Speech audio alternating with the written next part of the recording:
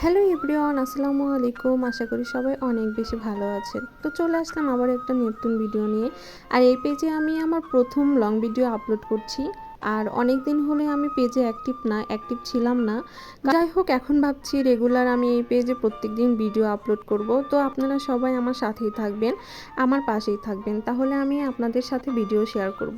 যাই হোক, আমরা অনেক দিন পর চলে গিয়েছিলাম ফ্যামিলি মেম্বার মিলে একটু ঘুরতে।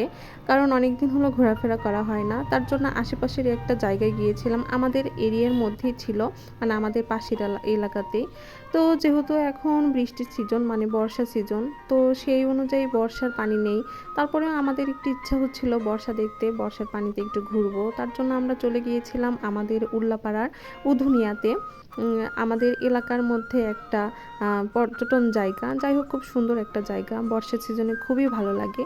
তো আমরা সবাই মিলে গেলাম গাড়ি ভাড়া করে। এখানে গিয়ে দেখি যে একটা রেস্টুরেন্ট, এই রেস্টুরেন্টের পরিবেশটা অনেক সুন্দর ছিল এবং দেখতেও খুবই সুন্দর ছিল।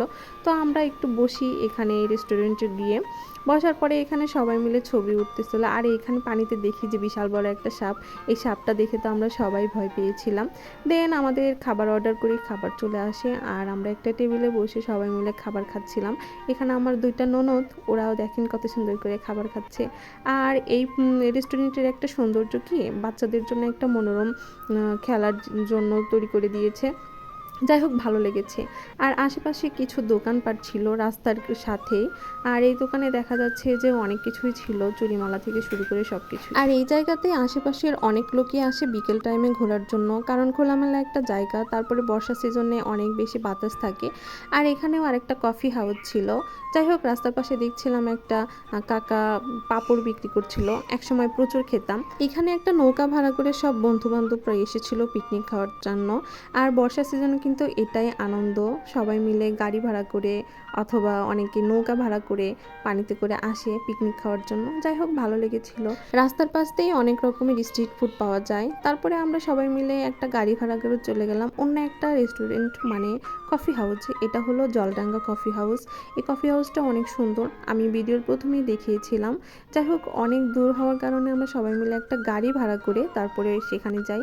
আর এটার পরিবেশটাও অনেক সুন্দর, একদম পানির সাথেই। যখন বেশি পানি হয় তখন রেস্টুরেন্টটা একদম ভাসমান অবস্থায় থাকে, একটা অন্যরকম সৌন্দর্য। এখানে ছবি তোলার জন্য খুব সুন্দর সুন্দর স্পেস করা আছে। যাই হোক, বিকেল গড়িয়ে আসছিল, এখানে দেখা যাচ্ছে গোধূলি বিকেল। তারপরে আমাদের সবারই একটু চটপটি খেতে ইচ্ছে করলো। তারপরে আমরা সবাই মিলে চলে গেলাম স্ট্রিট ফুড খাওয়ার জন্য চটপটি।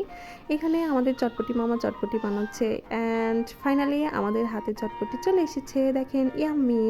আজকে সবাই ভালো থাকবে।